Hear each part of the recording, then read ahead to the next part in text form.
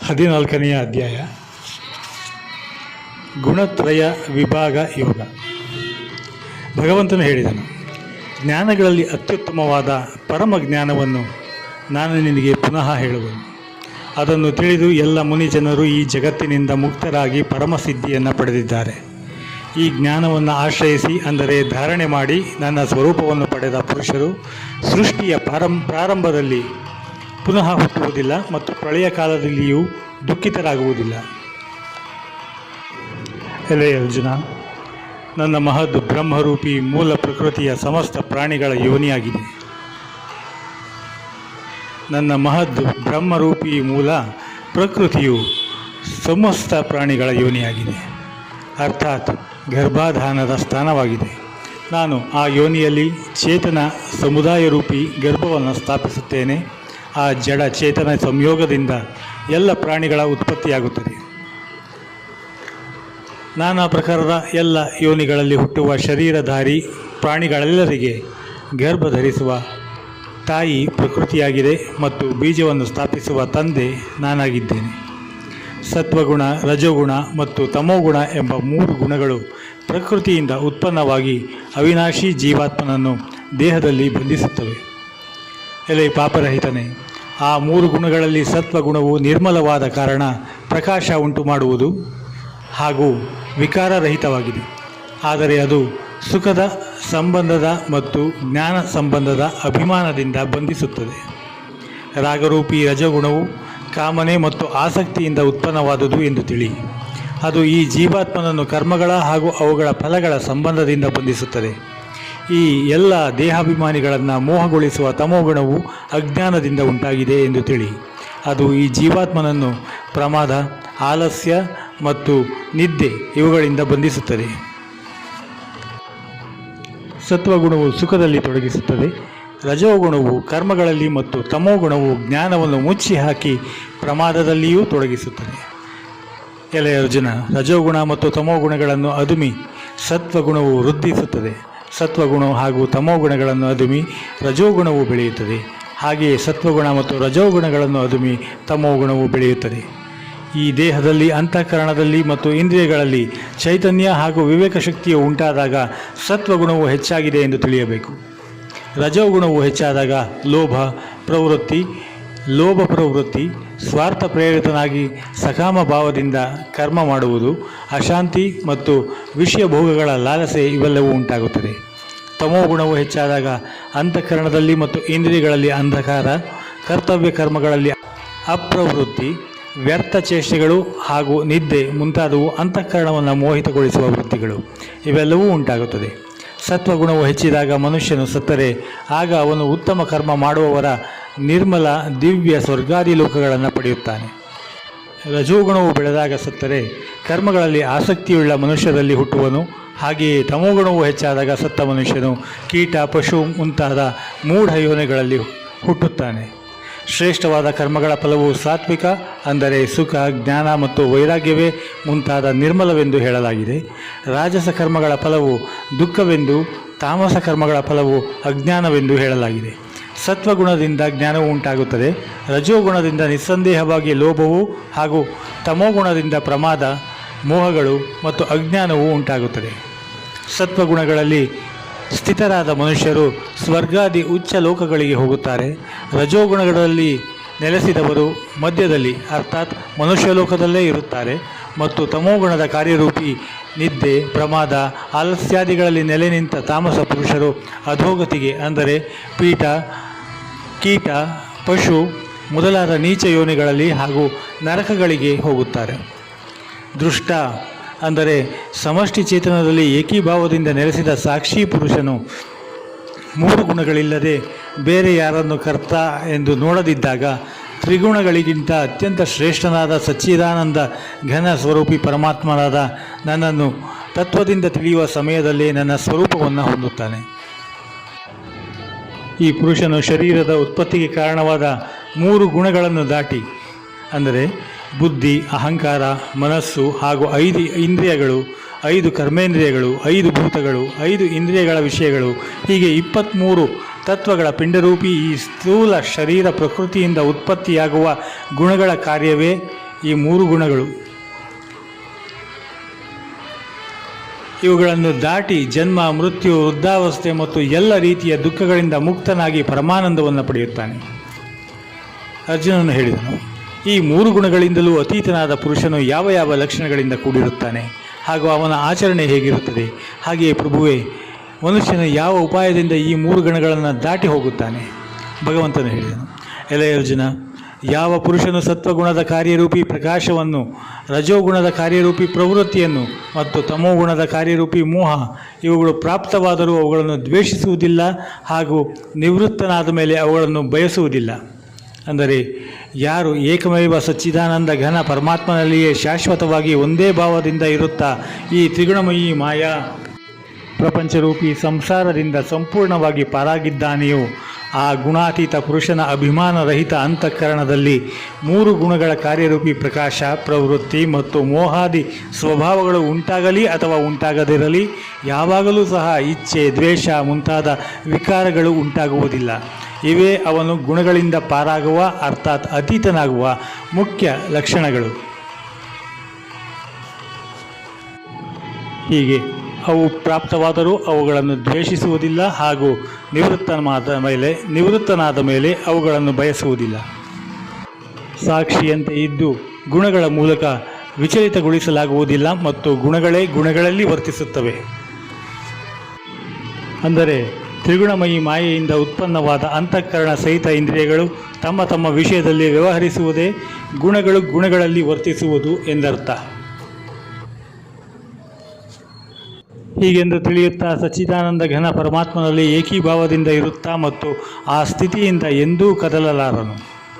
ನಿರಂತರ ಆತ್ಮಭಾವದಲ್ಲಿ ನೆಲೆಸಿರುವವನು, ಸುಖ ದುಃಖಗಳನ್ನು ಸಮಾನವಾಗಿ ತಿಳಿಯುವವನು, ಕಲ್ಲು ಮಣ್ಣು ಮತ್ತು ಚಿನ್ನಗಳನ್ನು ಸಮಾನವೆಂದು ತಿಳಿಯುವವನು, ಜ್ಞಾನಿಯಾದವನು, ಪ್ರಿಯ ಮತ್ತು ಅಪ್ರಿಯಗಳನ್ನು ಒಂದೇ ಎಂದು ತಿಳಿಯುವವನು, ನಿಂದಾಸ್ತುತಿಗಳಲ್ಲಿ ಸಮಭಾವವುಳ್ಳವನು, ಮಾನ ಅಪಮಾನ ಒಂದೇ ಎಂದು ತಿಳಿಯುವವನು, ಮಿತ್ರ ಮತ್ತು ಶತ್ರು ಇವರ ವಿಷಯದಲ್ಲಿ ಸಮನಾಗಿರುವವನು ಮತ್ತು ಸಮಸ್ತ ಕರ್ಮಗಳಲ್ಲಿ ಕರ್ತೃತ್ವದ ಅಭಿಮಾನರಹಿತನಾಗಿರುವ ಪುರುಷನನ್ನು ಗುಣಾತೀತನೆಂದು ಹೇಳುತ್ತಾರೆ.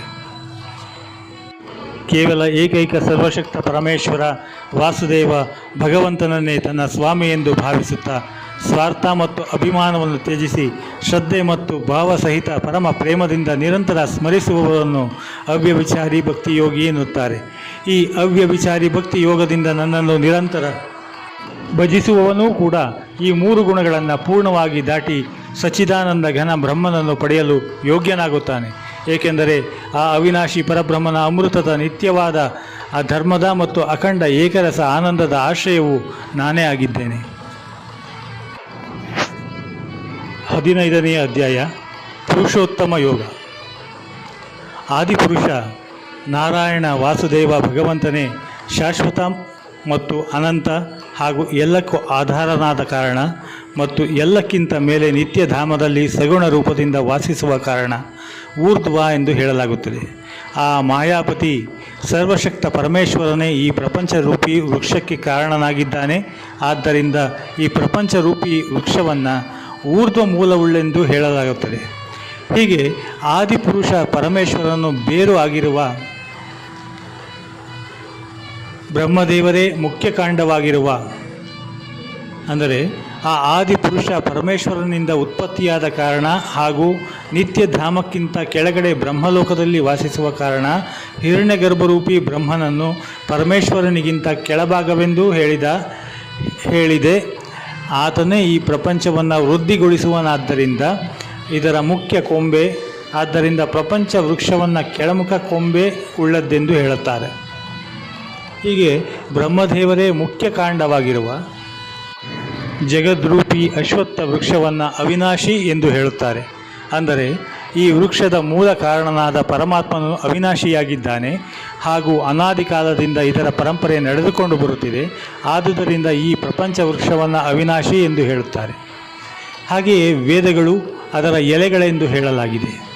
ಈ ವೃಕ್ಷದ ಶಾಖಾರೂಪಿ ಬ್ರಹ್ಮನಿಂದ ಪ್ರಕಟಗೊಳ್ಳುವ ಮತ್ತು ಯಜ್ಞಾದಿ ಕರ್ಮಗಳ ಮೂಲಕ ಈ ಪ್ರಪಂಚ ವೃಕ್ಷದ ರಕ್ಷಣೆ ಮತ್ತು ವೃದ್ಧಿಗೊಳಿಸುವ ಹಾಗೂ ಕಾಂತಿಯನ್ನು ಹೆಚ್ಚಿಸುವುದಾದ್ದರಿಂದ ವೇದವನ್ನು ಎಲೆಗಳೆಂದು ಹೇಳಲಾಗಿದೆ.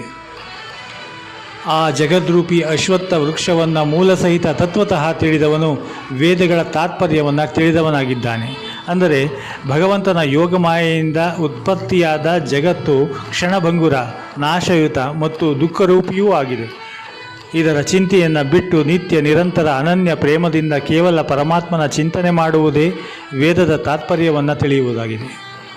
ಈ ಜಗತ್ ವೃಕ್ಷಕ್ಕೆ ತ್ರಿಗುಣರೂಪಿ ನೀರಿನಿಂದ ಬೆಳೆದಿರುವ ವಿಷಯ ಭೋಗರೂಪಿ ಚಿಗುರುಗಳುಳ್ಳ ದೇವ, ಮನುಷ್ಯ ಮತ್ತು ತಿರ್ಯಕ್ ಮೊದಲಾದ ಯೋನಿ ರೂಪವಾದ ರೆಂಬೆಗಳು ಕೆಳಗೆ ಮೇಲೆ ಎಲ್ಲೆಡೆಯಲ್ಲಿಯೂ ಹರಡಿಕೊಂಡಿವೆ. ಹಾಗೂ ಮನುಷ್ಯ ಜನ್ಮದಲ್ಲಿ ಕರ್ಮಗಳಿಗನುಸಾರ ಬಂಧಿಸುವಂತಹ ಅಹಂತೆ, ಮಮತೆ ಮತ್ತು ವಾಸನಾರೂಪಿ ಬೀಳಲುಗಳು ಮೇಲೆ ಕೆಳಗೆ ಎಲ್ಲ ಲೋಕಗಳಲ್ಲಿ ಹರಡಿಕೊಂಡಿದೆ. ಇದರರ್ಥ ಶಬ್ದ, ಸ್ಪರ್ಶ, ರೂಪ, ರಸ, ಗಂಧ ಈ 5 ಸ್ಥೂಲ ದೇಹ ಮತ್ತು ಇಂದ್ರಿಯಗಳಿಗಿಂತ ಸೂಕ್ಷ್ಮವಾದುದರಿಂದ ಆ ಕೊಂಬೆಗಳ ಚಿಗುರುಗಳ ರೂಪದಲ್ಲಿ ಹೇಳಲ್ಪಟ್ಟಿವೆ. ಪ್ರಮುಖ ಕೊಂಬೆಗಳ ರೂಪಿ ಬ್ರಹ್ಮನಿಂದ ಸಮಸ್ತ ಲೋಕಗಳ ಸಹಿತ ದೇವ, ಮನುಷ್ಯ ಮತ್ತು ತಿರ್ಯಕ್ ಯೋನಿಗಳ ಉತ್ಪತ್ತಿ ಮತ್ತು ಅಭಿವೃದ್ಧಿಯಾಗಿದೆ. ಆದುದರಿಂದ ಇಲ್ಲಿ ಅವುಗಳನ್ನು ಕೊಂಬೆಗಳ ರೂಪದಲ್ಲಿ ವರ್ಣಿಸಲಾಗಿದೆ. ಅಹಂಕಾರ, ಮಮಕಾರ ಮತ್ತು ವಾಸನಾರೂಪಿ ಬೇರುಗಳು ಕೇವಲ ಮನುಷ್ಯ ಯೋನಿಯಲ್ಲಿ ಕರ್ಮಗಳಿಗೆ ಅನುಸಾರವಾಗಿ ಬಂಧಿಸುತ್ತವೆ ಎಂದು ಹೇಳಲಾಗುತ್ತದೆ. ಏಕೆಂದರೆ ಬೇರೆ ಎಲ್ಲ ಯೋನಿಗಳಲ್ಲಾದರೂ ಕೇವಲ ಪೂರ್ವಾರ್ಜಿತ ಕರ್ಮಫಲವನ್ನು ಅನುಭವಿಸುವ ಅಧಿಕಾರವಿದೆ ಮತ್ತು ಮಾನವ ಯೋನಿಯಲ್ಲಿ ಹೊಸ ಕರ್ಮಗಳನ್ನು ಮಾಡುವುದಕ್ಕೂ ಸಹ ಅಧಿಕಾರವಿದೆ. ಹೀಗೆ ಮೇಲೆ ಕೆಳಗೆ ಎಲ್ಲ ಲೋಕಗಳಲ್ಲಿ ಇವು ಹರಡಿಕೊಂಡಿವೆ. ಈ ಸಂಸಾರ ವೃಕ್ಷದ ಸ್ವರೂಪವು ಹೇಗೆ ಹೇಳಲಾಗಿದೆಯೋ ಹಾಗೆ ಇಲ್ಲಿ ವಿಚಾರ ಕಾಲದಲ್ಲಿ ಕಂಡುಬರುವುದಿಲ್ಲ. ಏಕೆಂದರೆ ಇದರ ಆದಿಯಾಗಲಿ ಅಂತ್ಯವಾಗಲಿ ಇಲ್ಲ. ಹಾಗೆಯೇ ಅದರ ಉತ್ತಮ ರೀತಿಯ ಸ್ಥಿರತೆಯೂ ಇಲ್ಲ. ಅದಕ್ಕಾಗಿ ಈ ಅಹಂತೆ, ಮಮತೆ ಮತ್ತು ವಾಸನಾರೂಪಿ ಬಹಳ ಗಟ್ಟಿಯಾದ ಬೇರುಗಳುಳ್ಳ ಜಗತ್ರೂಪಿ ಅಶ್ವತ್ಥ ವೃಕ್ಷವನ್ನು ದೃಢವಾದ ವೈರಾಗ್ಯರೂಪಿ ಶಸ್ತ್ರದಿಂದ ಕತ್ತರಿಸಿ ಬಳಿಕ ಆ ಪರಮಪದ ರೂಪಿ ಪರಮೇಶ್ವರನನ್ನು ಚೆನ್ನಾಗಿ ಅರಸಬೇಕು. ಅಲ್ಲಿಗೆ ಹೋಗಿರುವ ಪುರುಷರು ಮತ್ತೆ ಸಂಸಾರಕ್ಕೆ ಬರುವುದಿಲ್ಲ. ಹಾಗೂ ಯಾವ ಪರಮೇಶ್ವರನಿಂದ ಪುರಾತನ ಜಗದ್ರೂಪಿ ವೃಕ್ಷ ಪರಂಪರೆ ವಿಸ್ತಾರಗೊಂಡಿದೆಯೋ ಆ ಆದಿಪುರುಷ ನಾರಾಯಣನಿಗೆ ನಾನು ಶರಣಾಗಿದ್ದೇನೆ ಎಂಬ ದೃಢ ನಿಶ್ಚಯದಿಂದ ಆ ಪರಮೇಶ್ವರನ ಮನನ ಮತ್ತು ನಿಧಿಧ್ಯಾಸನ ಮಾಡಬೇಕು. ಮಾನ, ದೊಡ್ಡಸ್ತಿಕೆ ಮತ್ತು ಮೋಹ ನಾಶವಾಗಿರುವ ಆಸಕ್ತಿ ರೂಪ ದೋಷವನ್ನು ಜಯಿಸಿದ ಪರಮಾತ್ಮನ ಸ್ವರೂಪದಲ್ಲಿ ನಿತ್ಯ ಸ್ಥಿತಿ ಇರುವ ಹಾಗೆ ಕಾಮನೆಗಳು ಪೂರ್ಣವಾಗಿ ನಾಶವಾದ ಸುಖ ದುಃಖಗಳೆಂಬ ದ್ವಂದ್ವಗಳಿಂದ ವಿಮುಕ್ತರಾದ ಜ್ಞಾನಿ ಜನರು ಅವಿನಾಶಿ ಪರಮಪದವನ್ನು ಪಡೆಯುತ್ತಾರೆ. ಆ ಸ್ವಯಂ ಪ್ರಕಾಶ ಪರಮಪದವನ್ನು ಸೂರ್ಯನಾಗಲಿ ಚಂದ್ರನಾಗಲಿ ಇಲ್ಲವೇ ಅಗ್ನಿಯೂ ಪ್ರಕಾಶಿಸಲಾರರು. ಆ ಪರಮಪದವನ್ನು ಪಡೆದ ಮನುಷ್ಯನು ಮರಳಿ ಸಂಸಾರಕ್ಕೆ ಬರುವುದಿಲ್ಲ. ಅದೇ ನನ್ನ ಪರಮಧಾಮವಾಗಿದೆ. ಈ ದೇಹದಲ್ಲಿ ಇರುವ ಸನಾತನ ಜೀವಾತ್ಮನು ನನ್ನ ಅಂಶನೇ ಆಗಿದ್ದಾನೆ ಮತ್ತು ಅವನೇ ಈ ಪ್ರಕೃತಿಯಲ್ಲಿ ಸ್ಥಿತನಾಗಿ ಮನಸ್ಸು ಹಾಗೂ 5 ಇಂದ್ರಿಯಗಳನ್ನು ಆಕರ್ಷಿಸುತ್ತಾನೆ. ವಾಯುವು ಸುಗಂಧ ವಸ್ತುಗಳಿಂದ ಪರಿಮಳವನ್ನು ಗ್ರಹಣ ಮಾಡಿ ತೆಗೆದುಕೊಂಡು ಹೋಗುವಂತೆ ದೇಹಾದಿಗಳ ಸ್ವಾಮಿಯಾದ ಜೀವಾತ್ಮನು ತ್ಯಜಿಸಿದ ಶರೀರದಿಂದ ಮನಸಹಿತ ಇಂದ್ರಿಯಗಳನ್ನು ಗ್ರಹಣ ಮಾಡಿ ಹೊಸದಾಗಿ ಸಿಗುವ ಶರೀರವನ್ನು ಪ್ರವೇಶಿಸುವನು. ಜೀವಾತ್ಮನು ಕಿವಿ, ಕಣ್ಣು, ಚರ್ಮ, ನಾಲಿಗೆ, ಮೂಗು ಮತ್ತು ಮನಸ್ಸು ಇವುಗಳನ್ನು ಆಶ್ರಯಿಸಿ ವಿಷಯಗಳನ್ನು ಅನುಭವಿಸುತ್ತಾನೆ. ಶರೀರವನ್ನು ಬಿಟ್ಟು ಹೋಗುವಾಗ ಇಲ್ಲವೇ ಶರೀರದಲ್ಲಿ ಇರುವಾಗ ಅಥವಾ ವಿಷಯಗಳನ್ನು ಭೋಗಿಸುವಾಗ ಇಲ್ಲವೇ 3 ಗುಣಗಳಿಂದ ಕೂಡಿರುವಾಗಲೂ ಅಜ್ಞಾನಿಗಳು ತಿಳಿಯಲಾರರು. ಕೇವಲ ಜ್ಞಾನರೂಪಿ ದೃಷ್ಟಿಯುಳ್ಳ ವಿವೇಕಿ ಜ್ಞಾನಿಗಳೇ ತತ್ವದಿಂದ ತಿಳಿಯುತ್ತಾರೆ. ಪ್ರಯತ್ನಶೀಲರಾದ ಯೋಗಿ ಜನರೇ ತನ್ನ ಹೃದಯದಲ್ಲಿ ಸ್ಥಿತನಾಗಿರುವ ಈ ಆತ್ಮನನ್ನು ತತ್ವದಿಂದ ಬಲ್ಲರು. ಆದರೆ ತಮ್ಮ ಅಂತಃಕರಣವನ್ನು ಶುದ್ಧ ಮಾಡಿಕೊಳ್ಳದ ಅಜ್ಞಾನಿ ಜನರು ಪ್ರಯತ್ನ ಮಾಡಿದರೂ ಈ ಆತ್ಮ ಸ್ವರೂಪವನ್ನು ತಿಳಿಯಲಾರರು. ಸಂಪೂರ್ಣ ಜಗತ್ತನ್ನು ಪ್ರಕಾಶಗೊಳಿಸುವ ಸೂರ್ಯನ ತೇಜಸ್ಸು, ಚಂದ್ರನಲ್ಲಿರುವ ತೇಜಸ್ಸು, ಅಗ್ನಿಯಲ್ಲಿರುವ ತೇಜಸ್ಸು ನನ್ನದೇ ತೇಜಸ್ಸು ಎಂದು ನೀನು ತಿಳಿ. ಮತ್ತು ನಾನು ಈ ಪೃಥ್ವಿಯಲ್ಲಿ ಪ್ರವೇಶಿಸಿ ನನ್ನ ಶಕ್ತಿಯಿಂದ ಎಲ್ಲ ಪ್ರಾಣಿಗಳನ್ನು ಧರಿಸುತ್ತೇನೆ ಮತ್ತು ರಸರೂಪಿ ಅರ್ಥಾತ್ ಅಮೃತಮಯ ಚಂದ್ರನಾಗಿ ಸಂಪೂರ್ಣ ವನಸ್ಪತಿಗಳನ್ನು ಪೋಷಿಸುತ್ತೇನೆ. ನಾನೇ ಎಲ್ಲ ಪ್ರಾಣಿಗಳ ಶರೀರದಲ್ಲಿ ಸ್ಥಿತನಾಗಿ ಪ್ರಾಣ ಮತ್ತು ಅಪಾನಗಳಿಂದ ಕೂಡಿದ ವೈಶ್ವಾನರ ಅಗ್ನಿ ರೂಪವಾಗಿ 4 ಪ್ರಕಾರದ ಅನ್ನವನ್ನು ಜೀರ್ಣಗೊಳಿಸುತ್ತೇನೆ. ಅಂದರೆ ಭಕ್ಷ್ಯ, ಭೋಜ್ಯ, ಲೇಹ್ಯ ಮತ್ತು ಚೋಪ್ಯ ಎಂಬ 4 ಪ್ರಕಾರದ ಆಹಾರಗಳಿವೆ. ಅವುಗಳನ್ನು ಅಗಿದು ತಿನ್ನುವಂತಹದು ಭಕ್ಷ್ಯ, ರೊಟ್ಟಿ ಇತ್ಯಾದಿ ಕುಡಿಯುವಂತಹದ್ದು, ಭೋಜ್ಯ ಹಾಲು ಮುಂತಾದವು, ನೆಕ್ಕಿಕೊಳ್ಳುವಂತಹದ್ದು ಲೇಹ್ಯ, ಚಟ್ನಿ ಮುಂತಾದವು, ಹಾಗೂ ಹೀರಿಕೊಳ್ಳುವಂಥದ್ದು ಚೋಪ್ಯ, ಕಬ್ಬು ಮೊದಲಾದವುಗಳು. ನಾನೇ ಎಲ್ಲ ಪ್ರಾಣಿಗಳ ಹೃದಯದಲ್ಲಿ ಅಂತರ್ಯಾಮಿಯಾಗಿ ನೆಲೆಸಿದ್ದೇನೆ. ನನ್ನಿಂದಲೇ ಸ್ಮೃತಿ ಜ್ಞಾನ ಉಂಟಾಗಿ ಸಂಶಯಾದಿ ದೋಷಗಳ ನಿವಾರಣೆಯಾಗುತ್ತದೆ. ಎಲ್ಲ ವೇದಗಳ ಮೂಲಕ ತಿಳಿಯಲು ನಾನೇ ಯೋಗ್ಯನಾಗಿದ್ದೇನೆ. ಹಾಗೂ ವೇದಾಂತದ ಕರ್ತೃ ಮತ್ತು ವೇದಗಳನ್ನು ಬಲ್ಲವನೂ ನಾನೇ ಆಗಿದ್ದೇನೆ. ಈ ಜಗತ್ತಿನಲ್ಲಿ ನಾಶವಾಗುವ ಮತ್ತು ನಾಶವಾಗದಿರುವ 2 ಪ್ರಕಾರದ ಪುರುಷರಿದ್ದಾರೆ. ಇದರಲ್ಲಿ ಸಂಪೂರ್ಣ ಭೂತ ಪ್ರಾಣಿಗಳ ಶರೀರಗಳು ನಾಶವಾಗುವಂತಹದ್ದು ಮತ್ತು ಜೀವಾತ್ಮನು ಅವಿನಾಶಿ ಎಂದು ಹೇಳಲಾಗಿದೆ. ಇವರಿಬ್ಬರಿಗಿಂತ ಉತ್ತಮ ಪುರುಷನಾದರೋ ಬೇರೆಯೇ ಆಗಿದ್ದಾನೆ. ಅವನು 3 ಲೋಕಗಳಲ್ಲಿ ಪ್ರವೇಶ ಮಾಡಿ ಎಲ್ಲರ ಧಾರಣೆ ಪೋಷಣೆ ಮಾಡುತ್ತಾನೆ. ಹಾಗೆಯೇ ಅವನನ್ನು ಅವಿನಾಶಿ, ಪರಮೇಶ್ವರ ಮತ್ತು ಪರಮಾತ್ಮ ಎಂದು ಹೇಳಲಾಗಿದೆ. ಏಕೆಂದರೆ ನಾಶವಾಗುವ ಜಡವರ್ಗ ಕ್ಷೇತ್ರಕ್ಕಿಂತ ನಾನು ಸರ್ವತಾ ಅತೀತನಾಗಿದ್ದೇನೆ ಹಾಗೂ ಅವಿನಾಶಿ ಜೀವಾತ್ಮನಿಗಿಂತಲೂ ಉತ್ತಮನಾಗಿದ್ದೇನೆ. ಆದ್ದರಿಂದ ಲೋಕಗಳಲ್ಲಿ ಮತ್ತು ವೇದಗಳಲ್ಲಿಯೂ ಪುರುಷೋತ್ತಮ ಎಂಬ ಹೆಸರಿನಿಂದ ಪ್ರಸಿದ್ಧನಾಗಿದ್ದೇನೆ.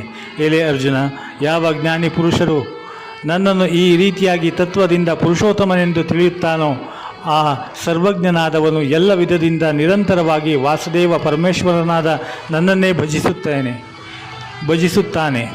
ಎಲೈ ನಿಷ್ಪಾಪನಾದ ಅರ್ಜುನ, ಹೀಗೆ ಅತಿ ರಹಸ್ಯಮಯ ಗೋಪ್ಯವಾದ ಶಾಸ್ತ್ರವನ್ನು ನಾನು ನಿನಗೆ ಹೇಳಿದೆನು.